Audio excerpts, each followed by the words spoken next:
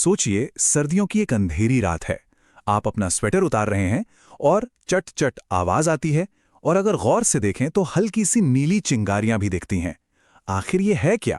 ये कोई जादू नहीं, बल्कि ये सब है स्टैटिक इलेक्ट्रिसिटी का खेल। तो चलिए, आज इसी रोजमर्रा के जादू के पीछे की साइंस को बिल्कुल आसान भाषा में समझते हैं। हाँ, बिल्कुल यही सवाल। आखिर अंधेरे में स्वेटर उतारते वक्त ये चटकने की आवाज आती क्यों है, और ये हल्की सी रोशनी ये कहाँ से पैदा हो जाती है? यही तो वो पहेली है जिसे आज हम मिलकर सुलझाने वाले हैं। और देखिए, ये कहानी सिर्फ स्वेटर तक ही नहीं रुकती। जरा सोचिए, कार का दरवाजा छूते ही वो अचानक से लगने वाला झटका, या फिर तूफान में आसमान को चीरने वाली वो भयंकर बिजली, यहां तक कि पुराने टीवी स्क्रीन पर कागज के टुकड़ों का चिपक जाना। इन सब अलग अलग अजीब से अनुभवों के पीछे असल में एक ही ताकत काम कर रही है। तो ठीक है, इस रहस्य को समझने के लिए ना सबसे पहले इस कहानी के मेन कैरेक्टर से मिलना जरूरी है। और वो कैरेक्टर है विद्युत आवेश, जिसे हम इंग्लिश में इलेक्ट्रिक चार्ज कहते हैं। सच पूछे तो सारी कहानी की शुरुआत यहीं से होती है।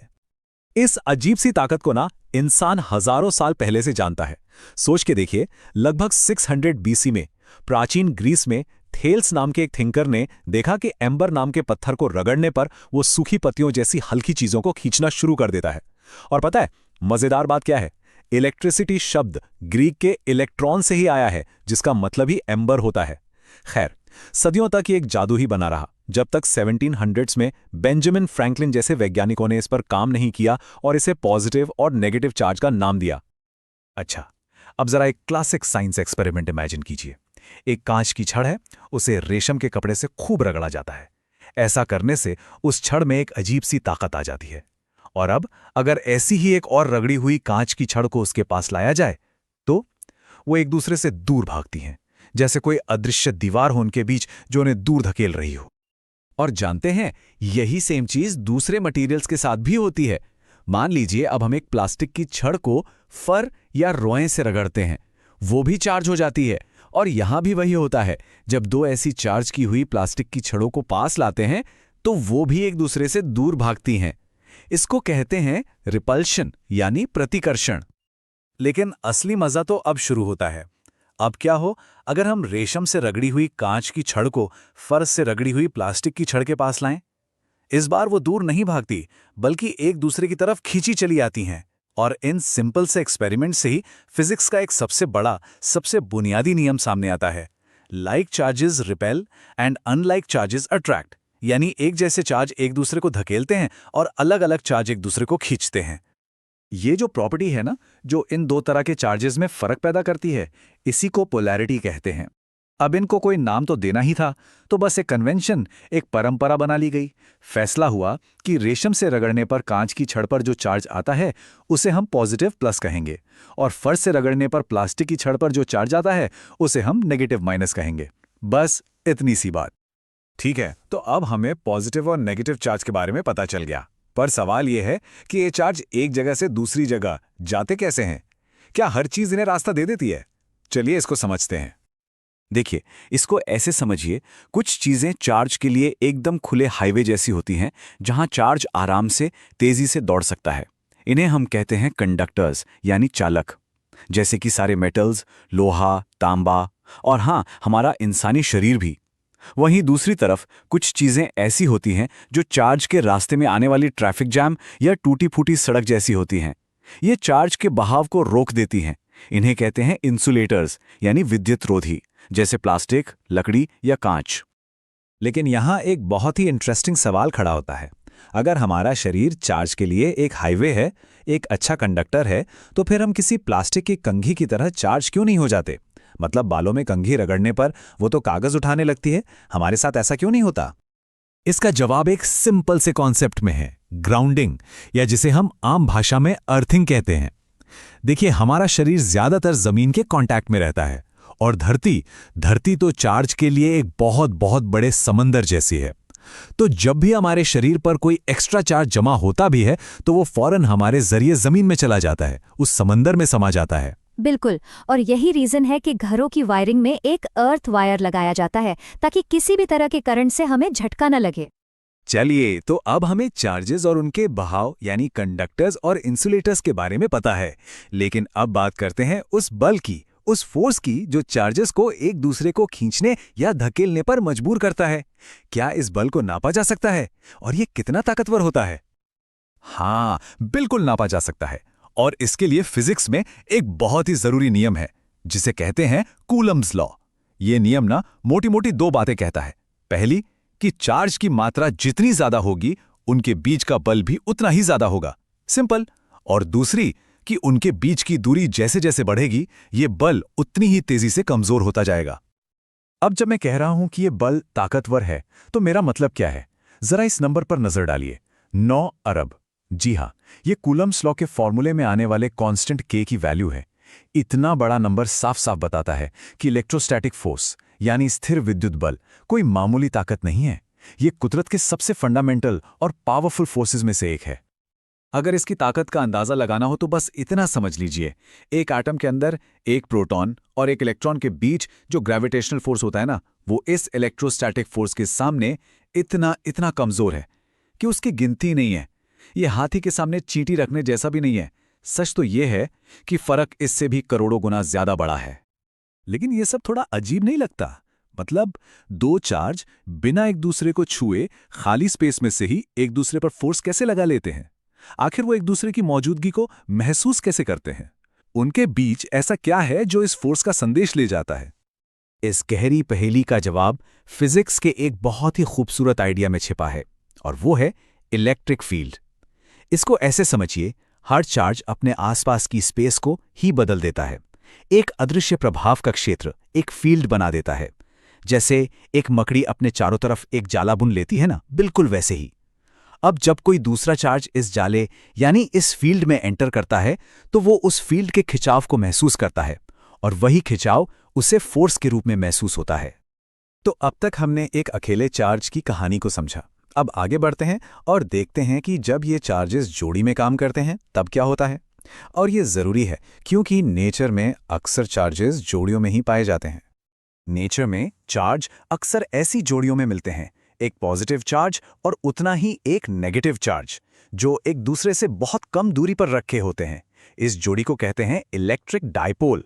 अब देखिए, इसका टोटल चार्ज तो 0 है, प्लस क्यू और माइनस क्यू मिलकर 0 हो गए। लेकिन क्योंकि पॉजिटिव और नेगेटिव अलग अलग जगह पर हैं, इस सेपरेशन की वजह से ये फिर भी एक इलेक्ट्रिक फील्ड बनाता है। और इन डायपोल्स के इलेक्ट्रिक फील्ड की एक बहुत ही खास बात है, इनका असर दूरी बढ़ने पर बहुत ही तेजी से कमजोर पड़ता है। एक अकेले चार्ज का फील्ड भी दूरी के साथ कमजोर होता है, लेकिन एक डायपोल का फील्ड तो उससे कहीं ज्यादा तेजी से, जैसे लगभग गायब सा हो जाता है। इसका असर बहुत लोकलाइज्ड यानी एक छोटे से एरिया तक ही सीमित रहता है। और पता है, इनका यही तेजी से कमजोर होने वाला असर ही इन्हें इतना जरूरी बना देता है। जो पानी हम पीते हैं उसके मॉलिक्यूल्स वो असल में छोटे छोटे डायपोल्स ही तो हैं, और उनके बीच काम करने वाला यही छोटा और नज़दीकी फोर्स ही लाइफ के केमिस्ट्री की बुनियाद है। इसी फोर्स की वजह से प्रोटीन्स बनते हैं, डीएनए जुड़ता है और पूरा जीवन काम करता है। तो देखा कैसे एक स्वेटर की मामूली सी चटचटाहट से शुरू हुई ये कहानी हमें एटम्स की बनावट से लेकर आखिर में जिंदगी के मूल तक ले आई। ये विद्युत की अदृश्य ताकत हर जगह है, हर पल बिल्कुल चुपचाप अपना काम कर रही है। और ये सच में हमें सोचने पर मजबूर करती है कि हमारे आसपास और ना जाने कितने ऐसे राज छिपे हैं जो बस अपने खुलने का इंतजार कर रहे हैं। जरा सोचिए, स्विच दबाते ही, पलक झपकते ही बल्ब जल जाता है। ऐसा लगता है जैसे कोई जादू हो, है ना? पर इसके पीछे जो साइंस है वो बहुत ही हैरान करने वाली है, और यकीन मानिए अविश्वसनीय रूप से धीमी है। जी हां, आपने सही सुना, धीमी। तो चलिए आज इसी के पीछे की कहानी समझते हैं। और यही आज का हमारा सबसे बड़ा सवाल है। ये अपने आप में एक पहेली है। अगर बिजली को पहुंचाने वाले ये नन्हे मुन्ने कण यानी इलेक्ट्रॉन असल में कछुए की चाल चल रहे हैं, तो फिर हमें बिजली का असर एकदम से तुरंत क्यों दिखता है? इस पहेली को सुलझाने के लिए हमें सीधे तार के अंदर ही झांकना पड़ेगा। तो सबसे पहले चलिए एकदम बेसिक बात से शुरू करते हैं। हम सब ने इलेक्ट्रिक करंट या विद्युत धारा शब्द सुना है, पर इसका असल में मतलब क्या होता है? इसको समझने का ना सबसे आसान तरीका है एक नदी के बारे में सोचना। जैसे नदी में पानी बहता है, ठीक वैसे ही एक तार के अंदर इलेक्ट्रिक चार्ज बहता है। बस इसी मुनज़्ज़म तरीके से बहने को हम इलेक्ट्रिक करंट कहते हैं। ये और कुछ नहीं, बस एक ही दिशा में चार्ज की हरकत है। और ये करंट हमारे चारों तरफ है, आसमान में कड़कती हुई बिजली से लेकर हमारी टॉर्च को जलाने वाली बैटरी तक। अरे, यहां तक कि हमारे अपने शरीर के अंदर भी छोटे छोटे इलेक्ट्रिक करंट दौड़ते हैं। हमारा नर्वस सिस्टम इसी तरह एक दूसरे को सिग्नल भेजता है, जिसकी वजह से हम सोच पाते हैं, चल फिर पाते हैं। तो चलिए अब उस तार के अंदर जूम इन करते हैं जिससे हमारे बल्ब तक बिजली आती है। उस वक्त क्या होता है जब कोई करंट नहीं बह रहा होता? मतलब माइक्रोस्कोपिक लेवल पर आखिर चल क्या रहा है? सोचिए, तांबे जैसा कोई भी तार अंदर से कैसा होता है? वो परमाणुओं का एक जाल है और उसमें तैरते हैं करोड़ों अरबों आवारा इलेक्ट्रॉन। ये किसी एक परमाणु से बंधे हुए नहीं होते, ये बस गर्मी की वजह से इधर उधर हर दिशा में पागलों की तरह भागते रहते हैं, बिल्कुल गैस के मॉलिक्यूल्स की तरह। तो जब कोई करंट नहीं है तो ये हरकत पूरी तरह से बेतरतीब होती है। जितने इलेक्ट्रॉन दाईं तरफ जा रहे हैं उतने ही बाईं तरफ। तो नेट रिजल्ट क्या हुआ? जीरो, कोई करंट नहीं। लेकिन जैसे ही हम एक बैटरी लगाते हैं, पूरा खेल बदल जाता है। बैटरी एक इलेक्ट्रिक फील्ड बनाती है जो एक गाइड की तरह काम करती है और इन सभी इलेक्ट्रॉनों को धीरे धीरे एक ही दिशा में धकेलना शुरू कर देती है। और यहीं पर इस कहानी का सबसे हैरान करने वाला ट्विस्ट आता है। ये जो खिसकना है ना, जिसे साइंस की भाषा में ड्रिफ्ट या अपवाह कहते हैं, ये असल में बहुत बहुत ही ज्यादा धीमा होता है। तो सवाल यह है कि यह धक्का कितना मजबूत है? असल में ये इलेक्ट्रॉन तार के अंदर कितनी तेजी से चलते हैं? क्या ये लाइट की स्पीड है या कुछ और ही कहानी है? इसका जवाब सुनकर शायद आप अपनी कुर्सी से उछल पड़ें। एक नॉर्मल तार में एक इलेक्ट्रॉन की औसत रफ्तार है सिर्फ 1.1 मिलीमीटर प्रति सेकंड। जी हां, आपने सही सुना, मिलीमीटर। ये तो एक घोंघे की रफ्तार से भी कम है। इसका मतलब है कि एक इलेक्ट्रॉन को सिर्फ 1 मीटर लंबा तार पार करने में करीब 15 मिनट लग जाएंगे। तो फिर ये चक्कर क्या है? लाइट तुरंत कैसे जलती है? देखिए, इस पहेली को सुलझाने के लिए हमें यह समझना होगा कि यहां एक नहीं बल्कि 3 अलग अलग स्पीड काम कर रही हैं। पहली, इलेक्ट्रॉन की ये बेहद धीमी ड्रिफ्ट स्पीड। दूसरी, परमाणुओं की अपनी बहुत तेज रैंडम थर्मल स्पीड। लेकिन हमारी कहानी का असली हीरो है इलेक्ट्रिक फील्ड, जो लगभग लाइट की स्पीड से चलता है। तो यहां समझने वाली बात यह है, जब आप स्विच ऑन करते हैं तो कोई एक इलेक्ट्रॉन स्विच से चलकर बल्ब तक नहीं जाता। ऐसा नहीं होता।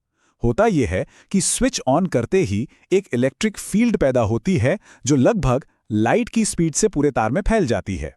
ये फील्ड एक सिग्नल की तरह काम करती है और तार में मौजूद सारे इलेक्ट्रॉनों को, चाहे वो कहीं भी हों, एक ही पल में खिसकने का ऑर्डर देती है। और जैसे ही ये सिग्नल बल्ब तक पहुंचता है, वहां मौजूद इलेक्ट्रॉन फौरन हरकत में आ जाते हैं और लाइट जल जाती है। अच्छा, पर एक सवाल और है।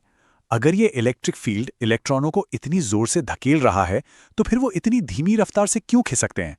इसका जवाब हमें मिलता है रेजिस्टेंस यानी प्रतिरोध के कॉन्सेप्ट में। जरा सोचिए कि इलेक्ट्रॉन एक बहुत भीड़-भाड़ वाले बाजार से निकलने की कोशिश कर रहे हैं। वो सीधी लाइन में तो चल ही नहीं सकते। वो लगातार तार में अपनी जगह पर स्थिर परमाणुओं से टकराते रहते हैं। हर टक्कर के बाद उनकी स्पीड कम हो जाती है, फिर वो दोबारा स्पीड पकड़ते हैं।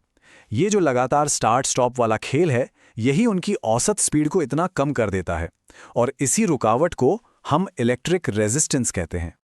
इस पूरे कनेक्शन को सबसे पहले 19वीं सदी के एक जर्मन साइंटिस्ट जॉर्ज ओम ने समझा था। उन्होंने ही वोल्टेज, करंट और इस रेजिस्टेंस के बीच के रिश्ते को नापने का एक तरीका निकाला था। और उन्होंने ही दिया था ओम का मशहूर नियम V = I/R, मतलब वोल्टेज यानी धक्का बराबर है करंट यानी बहाव और रेजिस्टेंस यानी रुकावट के गुणा के। सीधी सी बात है, अगर रुकावट ज्यादा होगी तो उतने ही धक्के से बहाव कम होगा। और ये रुकावट मतलब रेजिस्टेंस हर चीज में अलग अलग होता है। जैसे चांदी जैसे कंडक्टर में बहुत कम रुकावट होती है, इलेक्ट्रॉन उनमें से एकदम मक्खन की तरह निकल जाते हैं। वहीं दूसरी तरफ कांच जैसे इंसुलेटर एक मजबूत दीवार की तरह होते हैं, जिनमें बहुत ज्यादा रेजिस्टेंस होता है। और फिर आते हैं सिलिकॉन जैसे सेमीकंडक्टर, जो इन दोनों के बीच में कहीं होते हैं। तो चलिए अब इस माइक्रोस्कोपिक दुनिया से बाहर निकलकर देखते हैं कि इसका हमारी रोजमर्रा की जिंदगी पर क्या असर पड़ता है। आपको वो सारी टक्करें याद हैं जिनकी हमने बात की थी? जब इलेक्ट्रॉन परमाणुओं से टकराते हैं तो वो अपनी थोड़ी एनर्जी उन परमाणुओं को दे देते हैं। ये ऊर्जा उन परमाणुओं को और तेजी से हिलाने लगती है, उनमें वाइब्रेशन बढ़ा देती है, और यही बढ़ी हुई वाइब्रेशन हमें गर्मी के तौर पर महसूस होती है। और बिल्कुल इसी प्रिंसिपल पर हमारे टोस्टर, हीटर और वो पुराने वाले फिलामेंट बल्ब काम करते हैं। उनमें जानबूझकर ज्यादा रेजिस्टेंस वाले मटेरियल का इस्तेमाल किया जाता है। तो जब उनसे करंट गुजरता है तो P=I²R फॉर्मूले के हिसाब से ढेर सारे इलेक्ट्रिक एनर्जी गर्मी और रोशनी में बदल जाती है। और इस फॉर्मूले का एक बहुत ही कमाल का प्रैक्टिकल इस्तेमाल भी है। जब पावर प्लांट से हमारे घरों तक बिजली भेजी जाती है तो एनर्जी का लॉस कम करना एक बहुत बड़ा चैलेंज होता है, क्योंकि एनर्जी लॉस करंट के स्क्वायर के बराबर होता है। इसलिए कंपनियां करंट को जितना हो सके कम रखने की कोशिश करती हैं। और वो ऐसा कैसे करती हैं? वोल्टेज को बहुत बहुत ज्यादा बढ़ाकर। इसीलिए तो आपने लंबी लंबी पावर लाइंस पर हाई वोल्टेज के खतरे वाले साइन देखे होंगे। तो देखा आपने एक मामूली से लाइट स्विच के पीछे कितनी बड़ी और दिलचस्प दुनिया छिपी है। धीमे धीमे चलते इलेक्ट्रॉनों की, लाइट की स्पीड से भागते फील्ड्स की और लगातार होती टक्करों की। ये हमें याद दिलाता है कि जिन चीज़ों को हम रोज़ाना देखते हैं उनके अंदर कितने कमाल के राज छुपे हो सकते हैं। सवाल ये है कि हमारे आसपास और ऐसी कौन सी साधारण चीज़ें हैं जो अपने अंदर असाधारण सच छिपाए बैठी हैं। अच्छा, कभी सोचा है कि ये जो रोशनी है, ये लाइट, आखिर है क्या? मतलब क्या ये बहुत छोटे छोटे कणों की बौछार है जो हम पर पड़ रही है, या फिर पानी में उठने वाली लहरों जैसी कोई तरंग? आज ना हम इसी दिलचस्प सवाल के जवाब की तह तक जाएंगे। हम सब ने स्कूल में तो यही पढ़ा है कि भाई लाइट हमेशा सीधी लाइन में चलती है ना? पर क्या यही पूरी सच्चाई है? असल कहानी, यकीन मानिए, इससे कहीं ज्यादा हैरान करने वाली है। पता है, ये एक ऐसा सवाल था जिसने सदियों तक साइंस के सबसे बड़े बड़े दिमागों को उलझाकर रखा। ये कोई छोटी मोटी बहस नहीं थी, ये तो विज्ञान की एक असली जंग थी जिसमें एक से बढ़कर एक दिग्गज आमने सामने थे। तो चलिए सीधे चलते हैं इस वैज्ञानिक बहस के दिल में, देखते हैं कि वो दो कौन से बिल्कुल अलग अलग विचार थे जो लाइट को लेकर एक दूसरे से टकरा रहे थे। तो मैदान में दो टीमें थीं। एक तरफ थे महान सर आइजैक न्यूटन, उनका कहना था कि लाइट छोटे छोटे कणों से बनी है, और दूसरी तरफ थे क्रिस्टियन हाइगिन्स, जो कहते थे नहीं, लाइट तो एक तरंग है, एक वेव। और सबसे मजेदार बात जानते हैं क्या थी? दोनों ने एक ही चीज को लेकर बिल्कुल उल्टी भविष्यवाणी की कि पानी के अंदर जाने पर लाइट तेज होगी या धीमी। बस इसी एक छोटे से डिटेल में, इसी बारीक सी बात में इस पूरी बहस का जवाब छिपा था। अच्छा, तो हाइगिन्स की वेव वाली बात को समझने के लिए हमें उनके एक बहुत ही बुनियादी, एक फंडामेंटल आइडिया को पकड़ना होगा। हाइगिन्स ने एक कॉन्सेप्ट दिया जिसे कहते हैं वेव फ्रंट या तरंगाग्र। अब ये सुनने में थोड़ा मुश्किल लग सकता है, पर है बहुत आसान। सोचिए, आपने शांत तालाब में एक पत्थर फेंका, तो वो जो गोल गोल लहरें फैलती है ना, बस उसी लहर का जो सबसे बाहरी किनारा है वही है तरंगाग्र।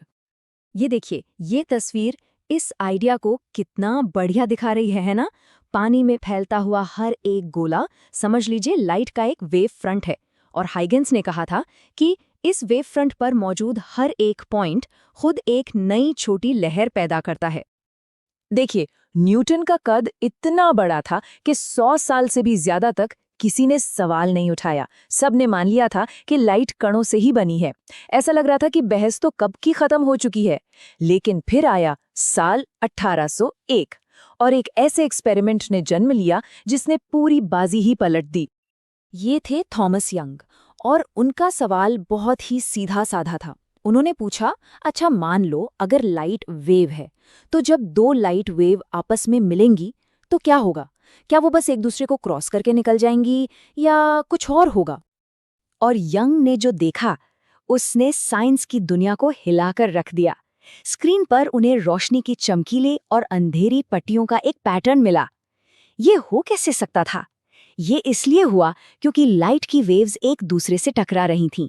इसे इंटरफेरेंस कहते हैं। मतलब कहीं पर दो लहरें जुड़कर और तेज हो गईं और कहीं पर एक दूसरे को पूरी तरह कैंसिल कर दिया। और अब आती है सबसे जरूरी बात, ये जो चमकीली और काली पट्टियों का पैटर्न बना ना, ये कोई तुक्का नहीं था, ये एकदम सटीक था। कौन सी पट्टी कहाँ बनेगी, इसका पूरा हिसाब इस बात पर टिका था कि दोनों लाइट वेव्स ने कितनी दूरी तय की है। और यही वो बारीक डिटेल था, वो सबूत था जिसे सिर्फ और सिर्फ वेव थियरी ही समझा सकती थी। अगर लाइट छोटे छोटे कण होती तो ऐसा पैटर्न बनना नामुमकिन था। और फिर इस ताबूत में आखिरी कील ठोकी गई। करीब 50 साल बाद 1850 में फोको नाम के साइंटिस्ट ने पानी में लाइट की स्पीड नाप ली, और नतीजा एकदम साफ। न्यूटन का पार्टिकल मॉडल गलत साबित हुआ और हाइगन्स का वेव मॉडल एकदम सही निकला। तो यंग के इंटरफेरेंस एक्सपेरिमेंट और फोको के स्पीड वाले सबूत के बाद ये बहस लगभग खत्म हो चुकी थी। पूरी वैज्ञानिक दुनिया ने मान लिया कि हाँ, प्रकाश एक तरंग है। ठीक है, तो लाइट एक वेव है, मान लिया। पर इससे हमारे उस सबसे पहले वाले सवाल का जवाब तो नहीं मिला। अगर ये एक वेव है तो फिर हमें ऐसा क्यों लगता है कि लाइट हमेशा सीधी लाइन में ही चलती है? इसका जवाब छिपा है लाइट की वेवलेंथ में, जो कि बहुत बहुत बहुत ही छोटी होती है। इतनी छोटी कि वो किसी भी चीज के किनारों से ज्यादा मुड़ नहीं पाती। तो अगली बार जब कोई परछाई देखे तो याद रखिएगा कि वो इसलिए बन रही है क्योंकि लाइट की वेव्स उस चीज के किनारों से ज्यादा बेंड नहीं हो पा रही हैं। किसी भी वेव का किसी किनारे से हल्का सा मुड़ जाना डिफ्रैक्शन कहलाता है। अब जैसे आवाज है, उसकी वेवलेंथ काफी लंबी होती है, इसीलिए तो वो कोनों से घूमकर भी हम तक पहुंच जाती है। पर लाइट की वेवलेंथ इतनी छोटी है कि उसका मुड़ना हमें नजर ही नहीं आता। तो ये तो साफ हो गया कि लाइट एक वेव है, लेकिन कहानी में एक और पेंच था। एक बहुत बड़ा सवाल था जो अब भी वैज्ञानिकों को सोने नहीं दे रहा था। मतलब पानी की लहरों को चलने के लिए पानी चाहिए, आवाज की तरंगों को हवा चाहिए, तो फिर लाइट जो सूरज से हम तक पहुंचती है वो अंतरिक्ष के खालीपन में यानी वैक्यूम में कैसे चलती है? वहां तो कुछ भी नहीं है। आखिर ये किस चीज की लहर है? और इस आखिरी पहेली को सुलझाया जीनियस जेम्स क्लर्क मैक्सवेल ने। उन्होंने अपनी मैथ से ये साबित कर दिया कि लाइट असल में एक इलेक्ट्रोमैग्नेटिक वेव है, एक ऐसी खास तरंग जिसे चलने के लिए किसी भी माध्यम की कोई जरूरत नहीं होती। और सबसे कमाल की बात, उन्होंने जो स्पीड कैलकुलेट की वो लाइट की असली स्पीड से एकदम मैच कर गई। तो 19वीं सदी खत्म होते होते मामला पूरी तरह से सुलझ चुका था। लाइट एक वेव है, बात खत्म, केस क्लोज्ड, है ना? या शायद नहीं, क्योंकि विज्ञान की कहानी कभी भी एक जगह नहीं रुकती। एक नई बहुत बड़ी वैज्ञानिक क्रांति बस कोने में ही इंतजार कर रही थी, जो लाइट को लेकर हमारी पूरी समझ को एक बार फिर से जड़ से हिलाने वाली थी। जरा सोचिए, स्विच दबाते ही, पलक झपकते ही बल्ब जल जाता है। ऐसा लगता है जैसे कोई जादू हो, है ना? पर इसके पीछे जो साइंस है वो बहुत ही हैरान करने वाली है, और यकीन मानिए अविश्वसनीय रूप से धीमी है। जी हां, आपने सही सुना, धीमी। तो चलिए आज इसी के पीछे की कहानी समझते हैं। और यही आज का हमारा सबसे बड़ा सवाल है। ये अपने आप में एक पहेली है। अगर बिजली को पहुंचाने वाले ये नन्हे मुन्ने कण यानी इलेक्ट्रॉन असल में कछुए की चाल चल रहे हैं, तो फिर हमें बिजली का असर एकदम से तुरंत क्यों दिखता है? इस पहेली को सुलझाने के लिए हमें सीधे तार के अंदर ही झांकना पड़ेगा। तो सबसे पहले चलिए एकदम बेसिक बात से शुरू करते हैं। हम सब ने इलेक्ट्रिक करंट या विद्युत धारा शब्द सुना है, पर इसका असल में मतलब क्या होता है? इसको समझने का ना सबसे आसान तरीका है एक नदी के बारे में सोचना। जैसे नदी में पानी बहता है, ठीक वैसे ही एक तार के अंदर इलेक्ट्रिक चार्ज बहता है। बस इसी मुनज़्ज़म तरीके से बहने को हम इलेक्ट्रिक करंट कहते हैं। ये और कुछ नहीं, बस एक ही दिशा में चार्ज की हरकत है। और ये करंट हमारे चारों तरफ है, आसमान में कड़कती हुई बिजली से लेकर हमारी टॉर्च को जलाने वाली बैटरी तक। अरे, यहां तक कि हमारे अपने शरीर के अंदर भी छोटे छोटे इलेक्ट्रिक करंट दौड़ते हैं। हमारा नर्वस सिस्टम इसी तरह एक दूसरे को सिग्नल भेजता है, जिसकी वजह से हम सोच पाते हैं, चल फिर पाते हैं। तो चलिए अब उस तार के अंदर जूम इन करते हैं जिससे हमारे बल्ब तक बिजली आती है। उस वक्त क्या होता है जब कोई करंट नहीं बह रहा होता? मतलब माइक्रोस्कोपिक लेवल पर आखिर चल क्या रहा है? सोचिए, तांबे जैसा कोई भी तार अंदर से कैसा होता है? वो परमाणुओं का एक जाल है और उसमें तैरते हैं करोड़ों अरबों आवारा इलेक्ट्रॉन। ये किसी एक परमाणु से बंधे हुए नहीं होते, ये बस गर्मी की वजह से इधर उधर हर दिशा में पागलों की तरह भागते रहते हैं, बिल्कुल गैस के मॉलिक्यूल्स की तरह। तो जब कोई करंट नहीं है तो ये हरकत पूरी तरह से बेतरतीब होती है। जितने इलेक्ट्रॉन दाईं तरफ जा रहे हैं उतने ही बाईं तरफ। तो नेट रिजल्ट क्या हुआ? 0, कोई करंट नहीं। लेकिन जैसे ही हम एक बैटरी लगाते हैं, पूरा खेल बदल जाता है। बैटरी एक इलेक्ट्रिक फील्ड बनाती है जो एक गाइड की तरह काम करती है और इन सभी इलेक्ट्रॉनों को धीरे धीरे एक ही दिशा में धकेलना शुरू कर देती है। और यहीं पर इस कहानी का सबसे हैरान करने वाला ट्विस्ट आता है। ये जो खिसकना है ना, जिसे साइंस की भाषा में ड्रिफ्ट या अपवाह कहते हैं, ये असल में बहुत बहुत ही ज्यादा धीमा होता है। तो सवाल यह है कि यह धक्का कितना मजबूत है? असल में ये इलेक्ट्रॉन तार के अंदर कितनी तेजी से चलते हैं? क्या ये लाइट की स्पीड है या कुछ और ही कहानी है? इसका जवाब सुनकर शायद आप अपनी कुर्सी से उछल पड़ें। एक नॉर्मल तार में एक इलेक्ट्रॉन की औसत रफ्तार है सिर्फ 1.1 मिलीमीटर प्रति सेकंड। जी हां, आपने सही सुना, मिलीमीटर। ये तो एक घोंघे की रफ्तार से भी कम है। इसका मतलब है कि एक इलेक्ट्रॉन को सिर्फ 1 मीटर लंबा तार पार करने में करीब 15 मिनट लग जाएंगे। तो फिर ये चक्कर क्या है? लाइट तुरंत कैसे जलती है? देखिए, इस पहेली को सुलझाने के लिए हमें यह समझना होगा कि यहां एक नहीं बल्कि 3 अलग-अलग स्पीड काम कर रही हैं। पहली, इलेक्ट्रॉन की ये बेहद धीमी ड्रिफ्ट स्पीड। दूसरी, परमाणुओं की अपनी बहुत तेज रैंडम थर्मल स्पीड। लेकिन हमारी कहानी का असली हीरो है इलेक्ट्रिक फील्ड, जो लगभग लाइट की स्पीड से चलता है। तो यहां समझने वाली बात यह है, जब आप स्विच ऑन करते हैं तो कोई एक इलेक्ट्रॉन स्विच से चलकर बल्ब तक नहीं जाता। ऐसा नहीं होता। होता यह है कि स्विच ऑन करते ही एक इलेक्ट्रिक फील्ड पैदा होती है जो लगभग लाइट की स्पीड से पूरे तार में फैल जाती है। ये फील्ड एक सिग्नल की तरह काम करती है और तार में मौजूद सारे इलेक्ट्रॉनों को, चाहे वो कहीं भी हों, एक ही पल में खिसकने का ऑर्डर देती है। और जैसे ही ये सिग्नल बल्ब तक पहुंचता है, वहां मौजूद इलेक्ट्रॉन फौरन हरकत में आ जाते हैं और लाइट जल जाती है। अच्छा, पर एक सवाल और है। अगर ये इलेक्ट्रिक फील्ड इलेक्ट्रॉनों को इतनी जोर से धकेल रहा है, तो फिर वो इतनी धीमी रफ्तार से क्यों खिसकते हैं? इसका जवाब हमें मिलता है रेजिस्टेंस यानी प्रतिरोध के कॉन्सेप्ट में। जरा सोचिए कि इलेक्ट्रॉन एक बहुत भीड़-भाड़ वाले बाजार से निकलने की कोशिश कर रहे हैं। वो सीधी लाइन में तो चल ही नहीं सकते। वो लगातार तार में अपनी जगह पर स्थिर परमाणुओं से टकराते रहते हैं। हर टक्कर के बाद उनकी स्पीड कम हो जाती है, फिर वो दोबारा स्पीड पकड़ते हैं।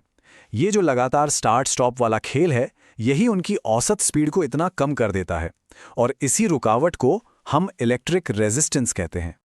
इस पूरे कनेक्शन को सबसे पहले 19वीं सदी के एक जर्मन साइंटिस्ट जॉर्ज ओम ने समझा था।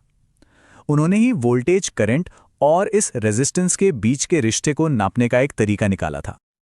और उन्होंने ही दिया था ओम का मशहूर नियम V = I × R, मतलब वोल्टेज यानी धक्का बराबर है करंट यानी बहाव और रेजिस्टेंस यानी रुकावट के गुणा के।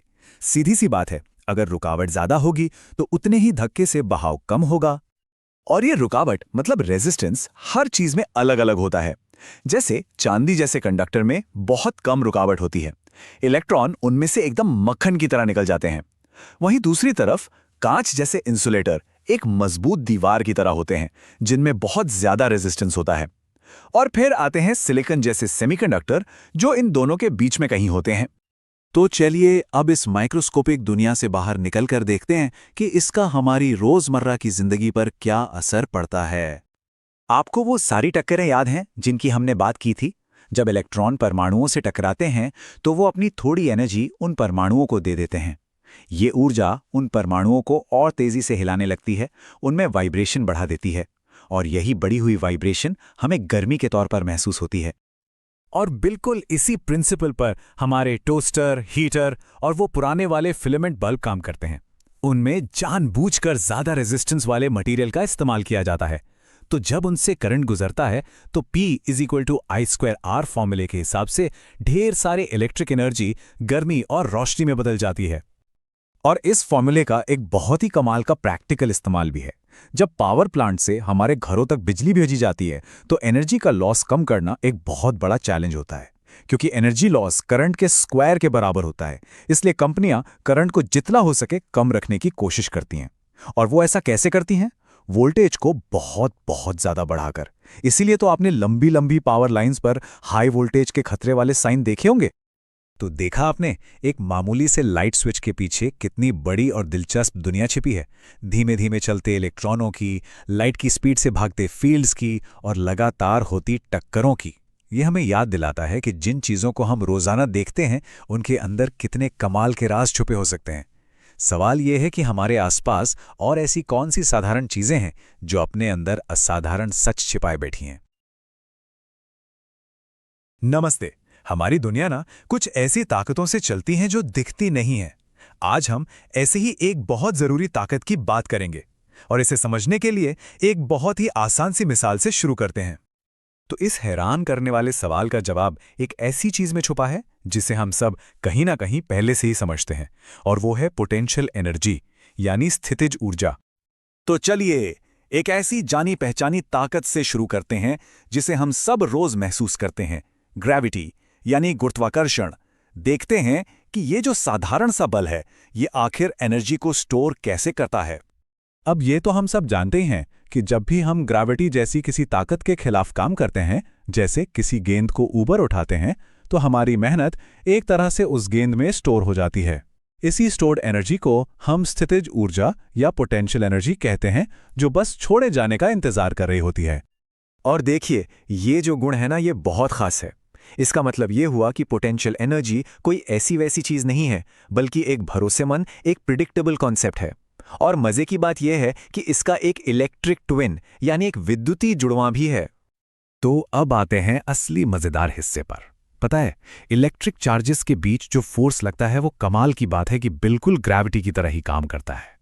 यहां देखिए, दोनों ही फोर्सेस एक ही फंडामेंटल नियम को फॉलो करते हैं, इनवर्स स्क्वायर लॉ। अब ये सुनने में भले ही कॉम्प्लिकेटेड लगे, पर इसका मतलब बस इतना है कि जैसे जैसे दो चीजों के बीच दूरी बढ़ती है, उनके बीच का फोर्स तेजी से कम हो जाता है। और मैथ्स की इसी समानता की वजह से हम इलेक्ट्रिक पोटेंशियल एनर्जी को ठीक वैसे ही समझ सकते हैं जैसे ग्रेविटी की पोटेंशियल एनर्जी को। तो चलिए अब उस बेहतरीन आइडिया की तरफ बढ़ते हैं जो फिजिसिस्ट्स ने इस अदृश्य एनर्जी लैंडस्केप को समझाने के लिए निकाला। यह सच में एक कमाल का कॉन्सेप्चुअल लीप था। तो सबसे पहले है इलेक्ट्रोस्टैटिक पोटेंशियल एनर्जी। इसको ऐसे समझिए, जैसे ये बताना कि किसी खास पर्वतारोही को किसी खास पहाड़ पर चढ़ने में कितनी मेहनत लगेगी। मतलब ये उस चार्ज पर निर्भर करती है जिसे हम मूव कर रहे हैं। पर इससे एक बहुत जबरदस्त सवाल खड़ा होता है, क्या हम उस एनर्जी के लैंडस्केप को ही डिस्क्राइब कर सकते हैं? मतलब बिना ये सोचे कि उस पर कौन चढ़ने वाला है, क्या हम उस पूरे लैंडस्केप का एक यूनिवर्सल नक्शा बना सकते हैं? और बिल्कुल हम ऐसा कर सकते हैं, और इसके लिए हम जिस कॉन्सेप्ट का इस्तेमाल करते हैं उसे कहते हैं इलेक्ट्रिक पोटेंशियल, या जिसे हम आम भाषा में वोल्टेज कहते हैं। और इसका श्रेय जाता है अलेसेंड्रो वोल्टा को। और ये आइडिया ना बहुत ही शानदार है। सोचिए, अगर हम पोटेंशियल एनर्जी को चार्ज की मात्रा से डिवाइड कर दें तो हमें जो मिलता है वो है पोटेंशियल या वोल्टेज। ये बिल्कुल वैसा ही है जैसे हम पर्वतारोही की चिंता किए बिना सिर्फ पहाड़ की हर जगह की ऊंचाई का एक नक्शा बना रहे हों। ये स्पेस की अपनी प्रॉपर्टी बन जाती है। तो इस सिंपल से रिलेशन की वजह से हम स्पेस में किसी भी पॉइंट के वोल्टेज की बात कर सकते हैं। इससे कोई फर्क नहीं पड़ता कि हम वहां कौन सा या कितना बड़ा चार्ज रखने वाले हैं, वो पॉइंट का अपना एक पोटेंशियल है। ठीक है, तो अगर इलेक्ट्रिक पोटेंशियल एक अदृश्य नक्शे जैसा है, एक तरह का एनर्जी का मैप, तो सवाल यह है कि हम इसे विजुअलाइज कैसे करें, इसका नक्शा बनाएं कैसे। इसके लिए हम एक टूल का इस्तेमाल करते हैं जिसे कहते हैं इक्वी पोटेंशियल सरफेस। ये बिल्कुल किसी पहाड़ी नक्शे पर बनी कंटूर लाइंस की तरह है। जैसे कंटूर लाइंस एक जैसी ऊंचाई वाले सारे पॉइंट्स को जोड़ती हैं, वैसे ही ये सरफेस एक जैसे पोटेंशियल वाले सारे पॉइंट्स को जोड़ती हैं। और इस एनर्जी लैंडस्केप का जो शेप है वो इस बात पर डिपेंड करता है कि चार्जेस कैसे रखे हुए हैं। जैसे एक अकेला पॉजिटिव चार्ज एक नुकीली पहाड़ी जैसा लैंडस्केप बनाता है। एक पॉजिटिव और एक नेगेटिव चार्ज मिलकर एक पहाड़ी और एक घाटी बनाते हैं। और इलेक्ट्रिक फील्ड हमेशा इन कंटूर लाइंस के परपेंडिकुलर, मतलब ढलान की तरफ होती है। अब ये जो अदृश्य लैंडस्केप है, ये सिर्फ कोई थ्योरी की बात नहीं है। इसके बहुत ही गहरे और प्रैक्टिकल नतीजे भी हैं जो हमारी असल दुनिया में काम आते हैं। तो जरा सोचिए, क्या होता होगा जब कंडक्टर्स, मतलब सुचालक पदार्थ जैसे कि धातु, इस इलेक्ट्रिक लैंडस्केप पर रखे जाते हैं। वो इन पहाड़ियों और घाटियों पर कैसे रिएक्ट करते हैं? जब एक कंडक्टर को इस लैंडस्केप में रखा जाता है तो वो कुछ कमाल का काम करता है। उसके अंदर के जो चार्जेस हैं वो फौरन खुद को ऐसे अरेंज कर लेते हैं कि पूरा का पूरा कंडक्टर एक ही पोटेंशियल पर आ जाए। मतलब वो एनर्जी मैप पे एक बिल्कुल सपाट पठार, एक फ्लैट प्लेटो बन जाता है। कोई ढलान नहीं, कुछ नहीं। और इस फ्लैट प्लेटो का इसका नतीजा ये है कि कंडक्टर के अंदर अगर कोई खोखली जगह है तो वो बाहरी इलेक्ट्रिक फील्ड से पूरी तरह से महफूज हो जाती है, शील्ड हो जाती है। इसी को फिजिक्स में इलेक्ट्रोस्टैटिक शील्डिंग कहते हैं। यही वो सिद्धांत है जिसकी वजह से हमारे सेंसिटिव इलेक्ट्रॉनिक गैजेट्स सुरक्षित रहते हैं। और इसका एक और नाटकीय उदाहरण है। इसी वजह से जब आसमान में बिजली कड़क रही हो तो कार के अंदर बैठना सेफ माना जाता है। कार की जो मेटल बॉडी है वो एक इलेक्ट्रिक शील्ड का काम करती है। तो देखिए, हमने एक पहाड़ी पर रखी गेंद जैसी सिंपल सी बात से शुरुआत की और कहां तक आ गए, इलेक्ट्रोस्टैटिक शील्डिंग जैसे एक फंडामेंटल प्रिंसिपल को समझ लिया। लेकिन ये हमें एक आखिरी सवाल के साथ छोड़ जाता है। अगर हम इलेक्ट्रिक फील्ड से बचने के लिए शील्ड बना सकते हैं तो क्या ग्रेविटी के खिलाफ भी ऐसी ही कोई शील्ड बनाना मुमकिन है? तो चलिए शुरू करते हैं। रोशनी हम सब इसे हर रोज देखते हैं, है ना? पर क्या कभी सोचा है कि लाइट की एक मामूली सी किरण में कितने बड़े बड़े राज छुपे हो सकते हैं? आज हम एक ऐसे ही सीक्रेट के बारे में बात करेंगे, एक ऐसा सीक्रेट जिस पर हमारी पूरी मॉडर्न दुनिया टिकी हुई है। अब जरा इस सवाल पर गौर कीजिए। सुनने में ही अजीब लगता है ना? कांच का एक धागा जो हमारे बाल से भी पतला है और वो पूरे इंटरनेट को एक महासागर के पार ले जा सकता है। हजारों किलोमीटर समंदर के नीचे हमारी पूरी डिजिटल लाइफ इन धागों पर चल रही है। आखिर ये होता कैसे है? इसका जवाब छिपा है फिजिक्स की एक बहुत ही कमाल के आइडिया में, जिसे कहते हैं टोटल इंटरनल रिफ्लेक्शन। हिंदी में कहें तो पूर्ण आंतरिक परावर्तन। हाँ, नाम सुनने में थोड़ा भारी लगता है, पर यकीन मानिए ये कॉन्सेप्ट बहुत ही सिंपल और खूबसूरत है। और यही वो छोटी सी डिटेल है जो इस पूरे जादू को एक्सप्लेन करती है। तो इस बड़ी पहेली को सुलझाने के लिए हमें पहले एक छोटा सा सुराग समझना होगा। मतलब हमें ये जानना होगा कि लाइट असल में काम कैसे करती है। तो चलिए पहले सुराग से शुरू करते हैं। अच्छा, कभी नोटिस किया है कि पानी के ग्लास में रखी स्ट्रॉ या पेंसिल मुड़ी हुई सी क्यों दिखती है? वो इसी वजह से होता है। इसे कहते हैं रिफ्रैक्शन, यानी अपवर्तन। ये बहुत सिंपल है। जब भी लाइट एक चीज से दूसरी चीज में जाती है, जैसे हवा से पानी में, तो वो अपना रास्ता थोड़ा सा बदल लेती है, बस मुड़ जाती है। लेकिन सवाल ये है कि वो मुड़ती क्यों है? इसकी वजह है स्पीड। लाइट की स्पीड हर जगह एक जैसी नहीं होती। हवा में वो तेजी से चलती है, पर जैसे ही पानी या कांच जैसी घनी चीज में घुसती है, वो स्लो हो जाती है। और बस स्पीड में इसी बदलाव के कारण वो अपना रास्ता बदल लेती है। और यहीं पर एक बहुत जरूरी नियम आता है, इसे ध्यान से समझना होगा। जब लाइट किसी घनी चीज से निकलकर हल्की चीज में जाती है, मान लीजिए पानी से निकलकर हवा में, तो वो नॉर्मल से दूर भागती है। अब ये नॉर्मल क्या है? ये बस सतह पर एक सीधी 90 डिग्री की काल्पनिक लाइन है। तो लाइट उससे दूर मुड़ती है। और यही छोटी सी बात हमारे आज के रहस्य की चाबी है। तो चलिए अब उस ट्रिक की बात करते हैं। अब हम कहानी के उस हिस्से में आ गए हैं जहां असली मैजिक होता है। एक ऐसी ट्रिक जिससे लाइट को कैद किया जा सकता है। अब स्क्रीन पर ध्यान दीजिए। मान लीजिए हम पानी के अंदर से एक टॉर्च जला रहे हैं। स्टेप 1, जब हम लाइट को एक एंगल पर बाहर भेजते हैं तो वो नॉर्मली मुड़कर बाहर निकल जाती है, ठीक है? स्टेप 2, अब हम एंगल को थोड़ा और बढ़ाते हैं। एक खास एंगल आता है जिसे क्रिटिकल एंगल कहते हैं। इस एंगल पर लाइट पानी की सतह को लगभग छूते हुए 90 डिग्री पर मुड़कर निकलती है। और अब आता है असली कमाल। स्टेप 3, अगर हमने एंगल को इस क्रिटिकल एंगल से जरा सा भी ज्यादा कर दिया तो लाइट बाहर निकल ही नहीं पाती। वो पानी की सतह से टकराकर एक परफेक्ट शीशे की तरह वापस पानी में ही लौट आती है। और बस इसी चीज को, इसी कमाल की घटना को हम कहते हैं टोटल इंटरनल रिफ्लेक्शन। ये एक ऐसा रिफ्लेक्शन है जो बिल्कुल परफेक्ट होता है। मतलब लाइट की एनर्जी का जरा सा भी लॉस नहीं होता। सोचिए, ये एक ऐसा आईना है जिसे बनाने के लिए किसी पॉलिश या चांदी की परत की जरूरत ही नहीं है। कुदरत का परफेक्ट आईना। हर चीज का अपना एक अलग क्रिटिकल एंगल होता है और रूल बड़ा सिंपल है। जिसका क्रिटिकल एंगल जितना छोटा होगा वो लाइट को फंसाने में उतना ही माहिर होगा। अब इस टेबल को देखिए। हीरे का क्रिटिकल एंगल सिर्फ 24.41 डिग्री है, मतलब बहुत ही छोटा। ये लाइट को बड़ी आसानी से अपने अंदर कैद कर लेता है। तो हमने ये तो समझ लिया कि लाइट को कैद कैसे करते हैं, पर सवाल ये है कि इस परफेक्ट आईने का हम करते क्या हैं? ये सिर्फ एक मजेदार साइंस फैक्ट नहीं है, इसने टेक्नोलॉजी की दुनिया में एक तरह की क्रांति ला भी है। तो चलिए वापस चलते हैं हमारे सबसे पहले सवाल पर, ऑप्टिकल फाइबर वो कैसे काम करते हैं? अब आपको जवाब पता है, वो इसी सिद्धांत पर बने हैं। फाइबर के अंदर एक घना कांच होता है जिसे कोर कहते हैं, और उसके ऊपर एक कम घने पदार्थ की परत होती है जिसे क्लैडिंग कहते हैं। लाइट को कोर के अंदर एक ऐसे एंगल पर भेजा जाता है जो क्रिटिकल एंगल से ज्यादा हो, और फिर क्या? फिर शुरू होता है टोटल इंटरनल रिफ्लेक्शन का सिलसिला। लाइट अरबों बार अंदर ही अंदर टकराती हुई बिना अपनी चमक खोए हजारों किलोमीटर दूर तक चली जाती है। तो यही है वो सीक्रेट, समंदर के नीचे बिछे इंटरनेट के सुपर हाईवे का राज।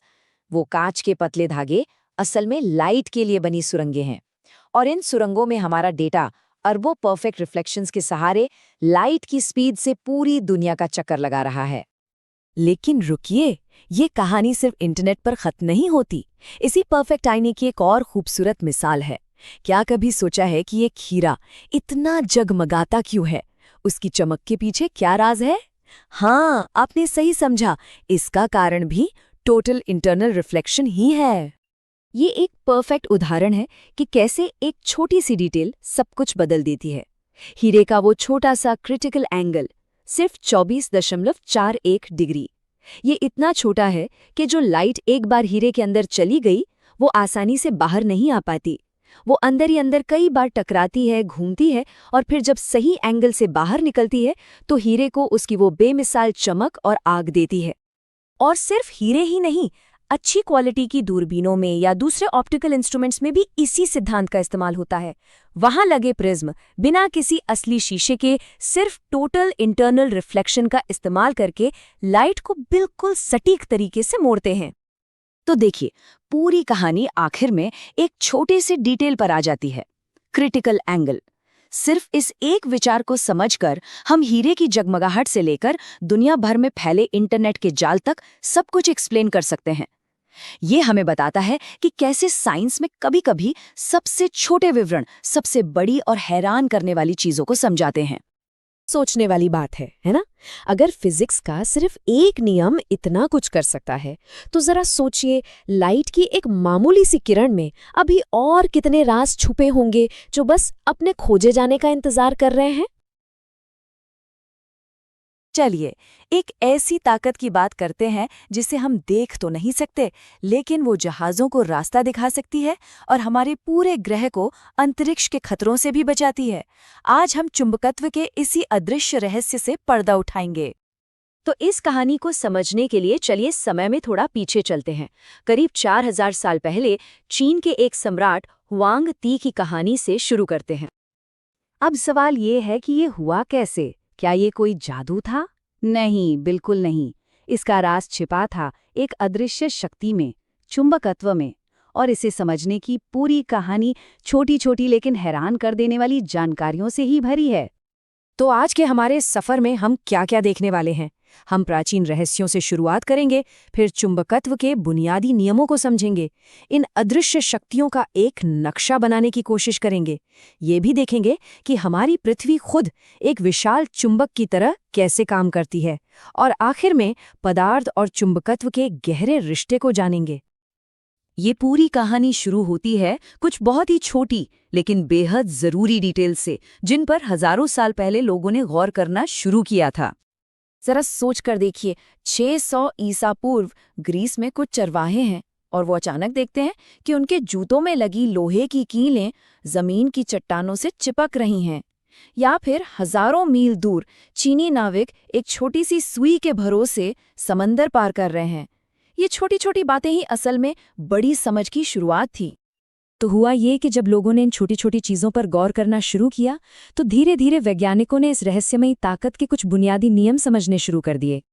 उन्होंने कुछ बहुत ही बुनियादी बातें नोट की, जैसे कि हर चुंबक के 2 सिरे होते हैं, एक नॉर्थ और एक साउथ, और एक बहुत ही मज़ेदार नियम कि एक जैसे ध्रुव यानी नॉर्थ नॉर्थ या साउथ साउथ हमेशा एक दूसरे को दूर धकेलते हैं और अलग अलग ध्रुव वो एक दूसरे को अपनी तरफ खींचते हैं। यही सरल नियम चुंबकत्व की नींव है। और यहाँ एक बहुत ही जरूरी और सच कहूँ तो थोड़ी अजीब बात सामने आई। अगर हम एक चुंबक को बीच से तोड़ दें तो ऐसा नहीं होता कि नॉर्थ अलग हो जाए और साउथ अलग, नहीं, बल्कि हमें दो नए छोटे छोटे चुंबक मिल जाते हैं जिनका अपना अपना नॉर्थ और साउथ पोल होता है। ये इतनी हैरान करने वाली बात थी कि महान वैज्ञानिक अल्बर्ट आइंस्टाइन भी बचपन में इससे बहुत प्रभावित हुए थे। उन्हें हमेशा ये बात फैसिनेट करती थी कि एक चुंबक बिना किसी चीज को छुए उस पर असर कैसे डाल सकता है। यही एक्शन एट अ डिस्टेंस, यही तो असली जादू था। तो ठीक है, ये ताकत है, ये दूर से काम करती है, पर सवाल ये था कि अगर ये अदृश्य है तो इसे देखा कैसे जाए, इसे समझा कैसे जाए। और यहीं से अगली बड़ी खोज हुई। यहाँ जो हम देख रहे हैं वो कमाल का है। जब एक चुंबक के आसपास लोहे का बुरादा छिड़का जाता है तो वो ऐसे ही नहीं बिखरता, वो अपने आप एक खास पैटर्न में, एक खास डिजाइन में जम जाता है। ये और कुछ नहीं बल्कि उस अदृश्य चुंबकीय क्षेत्र का एक जीता जागता नक्शा है। ये जो पैटर्न बन रहा है ये कोई रैंडम डिजाइन नहीं है। वैज्ञानिक इन्हें कहते हैं मैग्नेटिक फील्ड लाइंस, यानी चुंबकीय क्षेत्र रेखाएं, और इनकी अपनी कुछ खास प्रॉपर्टीज होती हैं। और यहीं पर चुंबकत्व और बिजली के बीच का एक बहुत बड़ा फर्क हमें साफ साफ दिखता है। देखिए, चुंबकीय क्षेत्र की रेखाएं हमेशा बंद लूप बनाती हैं। उनका कोई स्टार्ट या एंड पॉइंट नहीं होता। वो चुंबक के एक सिरे से निकलकर दूसरे में जाती हैं और अंदर ही अंदर अपना चक्कर पूरा करती हैं। वहीं दूसरी तरफ बिजली की फील्ड लाइंस पॉजिटिव चार्ज से शुरू होती हैं और नेगेटिव चार्ज पर जाकर खत्म हो जाती हैं। तो चलिए अब इस छोटे से चुंबक के सिद्धांत को लेते हैं और इसे हमारे जाने पहचाने सबसे बड़े चुंबक पर लागू करते हैं, यानी हमारी अपनी पृथ्वी पर। हाँ, हमारी पृथ्वी एक बहुत बड़ा चुंबक है, लेकिन ऐसा नहीं है कि इसके केंद्र में कोई बहुत बड़ा सा बार मैग्नेट रखा हुआ है। असल वजह कुछ और ही है। इसके कोर में यानी केंद्र में पिघला हुआ लोहा लगातार घूम रहा है, और यही घूमता हुआ लोहा एक विशाल डायनामो की तरह काम करता है जो इस चुंबकीय क्षेत्र को बनाता है। अब इतने बड़े मैग्नेटिक फील्ड को ठीक से समझने के लिए वैज्ञानिक कुछ खास चीजों को नापते हैं, जैसे कि मैग्नेटिक डेक्लिनेशन। ये बस ये बताता है कि कंपास की सुई एकदम असली नॉर्थ से कितना हटकर है। और दूसरा है एंगल ऑफ डिप, जो ये बताता है कि मैग्नेटिक फील्ड जमीन के समानांतर न होकर कितना झुका हुआ है। और इसकी ताकत कितनी है? करीब 10⁻⁵ टेस्ला। अब ये सुनने में भले ही कॉम्प्लेक्स लगे, पर इसका मतलब बस इतना है कि ये फील्ड इतना मजबूत तो है कि कंपास को रास्ता दिखा सके, लेकिन हमारी फ्रिज पर लगने वाले एक छोटे से चुंबक से भी कहीं ज्यादा कमजोर है। चलिए अब एक और बुनियादी सवाल पर आते हैं। लोहा तो चुंबक से चिपकता है, पर लकड़ी क्यों नहीं? इसका जवाब हमें मिलता है पदार्थ की एकदम अंदरूनी बनावट में, कह सकते हैं उसके एटॉमिक लेवल पर। देखिए, हर पदार्थ मैग्नेटिक फील्ड में अलग तरह से बर्ताव करता है, और इसे नापने के लिए वैज्ञानिकों के पास एक पैमाना है जिसे कहते हैं चुंबकीय प्रवृत्ति या मैग्नेटिक ससेप्टिबिलिटी। इसे ऐसे समझ सकते हैं कि ये किसी भी पदार्थ की चुंबकीय पर्सनालिटी है, और इसी पर्सनालिटी के आधार पर हम दुनिया के सारे पदार्थों को 3 मेन ग्रुप्स में बांट सकते हैं। पहले हैं प्रतिचुंबकीय या डायामैग्नेटिक, जो चुंबक से थोड़ा सा दूर भागते हैं। फिर आते हैं अनुचुंबकीय या पैरामैग्नेटिक, जो चुंबक की तरफ थोड़ा सा आकर्षित होते हैं। और आखिर में आते हैं हमारे हीरो लौह चुंबकीय या फेरोमैग्नेटिक पदार्थ, जैसे लोहा, जो चुंबक की तरफ बहुत मजबूती से खींचते हैं। अब ये फेरोमैग्नेटिक पदार्थ इतने मजबूत क्यों होते हैं? क्योंकि इनके अंदर एटॉमिक लेवल पर छोटे छोटे इलाके होते हैं जिन्हें डोमेन कहते हैं। जब कोई बाहरी मैग्नेटिक फील्ड नहीं होता तो ये डोमेन इधर उधर बिखरे रहते हैं, लेकिन जैसे ही कोई चुंबक पास आता है ये सब एक लाइन में खड़े हो जाते हैं और पदार्थ खुद एक मजबूत चुंबक बन जाता है। तो देखिए, कहानी कहाँ से शुरू हुई थी? एक चरवाहे के जूते से चिपकी कीलों से, और हम कहाँ तक पहुंच गए? पदार्थ की एटॉमिक संरचना तक। ये पूरा सफर हमें एक ही बात सिखाता है, चुंबकत्व को समझना असल में छोटी छोटी डिटेल्स पर ध्यान देने की कहानी है। और ये हमें एक बहुत ही बड़े और ज़रूरी सवाल पर लाकर छोड़ता है। हम जानते हैं कि पृथ्वी का ये चुंबकीय क्षेत्र हमारे ग्रह के लिए एक शील्ड, एक कवच की तरह काम करता है, लेकिन हमें ये भी पता है कि इतिहास में कई बार पृथ्वी के चुंबकीय ध्रुव पलट चुके हैं। नॉर्थ साउथ बन गया और साउथ नॉर्थ। तो सवाल ये है कि ये जानना कि हमारा ये कवच हमेशा एक जैसा नहीं रहता, ये हमारे भविष्य के लिए क्या मायने रखता है, ये एक ऐसा सवाल है जिसका जवाब आज भी वैज्ञानिक ढूंढ रहे हैं। हाँ, तो नमस्कार। जैसे हम लोग आप लोग से बोले थे कि ये जो हम दे रहे हैं इम्पोर्टेंट ऐसे, ये बहुत रिसर्च करने के बाद बहुत ज़्यादा इम्पोर्टेंट ऐसे है। इसमें ये नहीं कि हम 20 क्वेश्चन टाइप का दे रहे हैं, ठीक है। ये एग्ज़ाम में आएगा, लेकिन हाँ, जो हम 6 को 20 क्वेश्चन बनाया है, अगर आप उसको पढ़ लीजिएगा तो उस टाइप से रिलेटेड जो भी आएगा ना, सब उसी टाइप से रिलेटेड आएगा। उस ना पढ़ने से सब बन जाएगा, एक 20 के बाहर से नहीं आएगा, ठीक है। तो आप लोग आराम से देखिए लो, ठीक है। हम इसको पूरा यहीं पे नहीं लिखवाएंगे, हम पीडीएफ बना के लाए, आप लोग को पीडीएफ व्हाट्सएप ग्रुप में मिल जाएगा। लास्ट में व्हाट्सएप ग्रुप का दे देंगे, ये जो व्हाट्सएप ग्रुप का है इसको आप लोग स्क्रीनशॉट ले लीजिए लो, और लास्ट में गूगल स्कैन से स्कैन करके और ज्वाइन हो जाइए लो। वहीं पे पीडीएफ आप लोगों को मिल जाएगा। क्लास होने के जस्ट 30 मिनट बाद मिल जाएगा, क्लास होने के पहले मतलब जुड़ जाइए लो, ठीक है। चलिए हम लोग क्वेश्चन नंबर 1 से स्टार्ट करते हैं।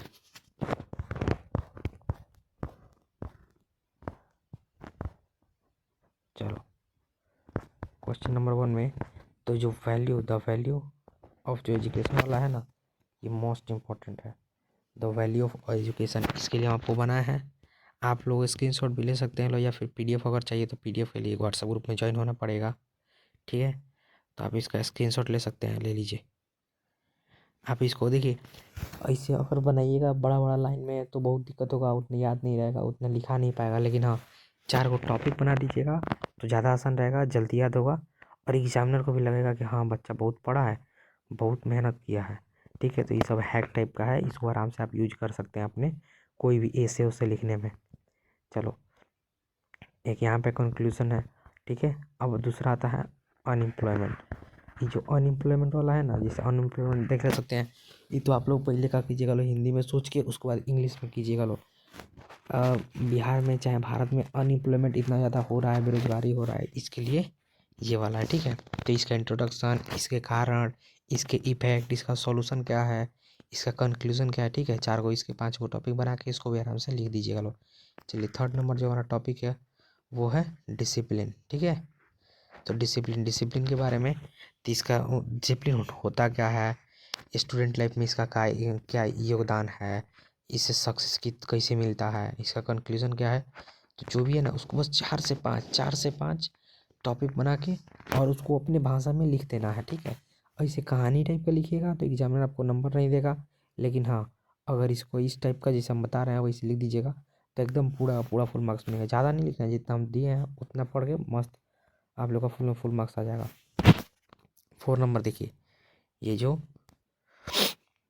4 नंबर है इलेक्शन पे, ठीक है। 4 नंबर इलेक्शन पे है, इसको आराम से आप देख लीजिएगा लोग। कैसे इलेक्शन अभी हाल फिलहाल में बीता है, तो इलेक्शन वाला इंपॉर्टेंट है। कैसे कि इलेक्शन अभी बीता है तो इलेक्शन पे पूछ सकता है, ठीक है। तो इसको हम दे रहे हैं, आप लोग स्क्रीनशॉट भी ले सकते हैं लोग। चाहे पीडीएफ चाहिए तो व्हाट्सएप ग्रुप में ज्वाइन हो जाइए, ठीक है। या फिर इस वीडियो के डिस्क्रिप्शन में भी हम लिंक दे देंगे व्हाट्सएप ग्रुप का और पीडीएफ का भी, तो आप वहाँ से ले सकते हैं। और ये जो 5वां नंबर हमारा टॉपिक है ये है इन्वायरमेंट, ठीक है। इन्वायरमेंट में पॉल्यूशन या फिर इन्वायरमेंट या फिर पॉल्यूशन इसे करके आएगा तो सब में एक ही चला जाएगा, ठीक है। तो इसका जो इंट्रोडक्शन है, इसके टाइप्स हैं पॉल्यूशन के, इसके ह्यूमन इम्पैक्ट, प्रिजर्वेशन क्या है इसका, कैसे इसको बचाया जा सकता है, इसके कंक्लूजन क्या है, तो ये सब, ठीक है। चलो 6 नंबर जो हमारा ये वाला है, ये है हेल्थ इज़ वेल्थ, मतलब स्वास्थ्य ईंधन है उस पर, ठीक है। तो क्या है फिजिकल वेल्थ, क्या है मेंटल पीस, क्या है डेली हैबिट में आप क्या क्या कर सकते हैं जिसका आपका फिजिकल एकदम पावरफुल रहे, ठीक है। तो 6 को टॉपिक जो हम बता दिए हैं, कौन कौन सा है, 6 टॉपिक कौन कौन सा है। चलो देखो, पहला है value education, value of education. दूसरा नंबर है अनएम्प्लॉयमेंट। देखो ये सब एक दूसरे से रिलेटेड नहीं है। कैसे का अगर आप वैल्यू ऑफ एजुकेशन देख लीजिए तो उसके बाद उस एजुकेशन से जितना रिलेटेड हो सब हो जाएगा, ठीक है। उसके बाद अनएम्प्लॉयमेंट, तो अनएम्प्लॉयमेंट देखो, अनएम्प्लॉयमेंट के बारे में। उसके बाद देखो डिसिप्लिन, उसके बाद इलेक्शन, कैसे इलेक्शन हाल फिलहाल में बीता है। उसके बाद इन्वायरमेंट पॉल्यूशन, ठीक है। उसके बाद देखो हेल्थ इज वेल्थ। 6 को इतना ही से आप लोग का ख़त्म हो गया, ठीक है। तो आशा करते हैं आप लोग को ये वीडियो अच्छा लगा होगा। हम ज़्यादा इसमें टाइम नहीं ले रहे हैं इस वीडियो में, कैसे कि हमको पता है कि एग्ज़ाम आप लोगों का चल रहा है, तब बहुत कम टाइम है। तो आप लोग और बता दीजिए लोग किस किस चीज़ का मतलब कौन सी चाहिए। कोशिश कर रहे हैं जल्दी जल्दी वीडियो लाने के लिए, लेकिन हाँ कि रिसर्च करने में थोड़ा टाइम लगता है। तो बने रहिए लो आप लोग, और एग्ज़ाम का कोई टेंशन नहीं, मस्त एग्ज़ाम जाएगा, ठीक है। और लास्ट में आकर बताना भी है कि इसका कितना मार्क्स, किसने कितना अच्छा लगा, कितना हमसे हेल्पफुल हुआ, लास्ट में आके बताइएगा लो, ठीक है। चलिए इस वीडियो को यहीं पे ख़त्म करते हैं।